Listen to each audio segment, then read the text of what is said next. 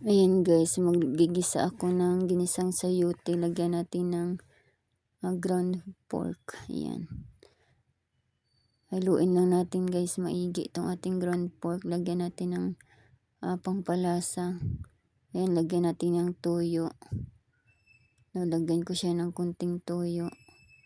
Saka yung ating lagyan ko din siya guys ng itong paminta. Ayan, kunting paminta. Lagyan natin para may lasa. Ayan.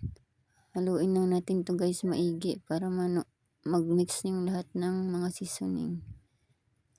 So ayan na guys, luto na yung ating ground pork. Lagay na natin itong gulay nating nasayote. Ayan, simple lang to guys. Yan. Importante makain lang tayo ng gulay everyday. Yan, importante yan sa ating katawan yung gulay guys.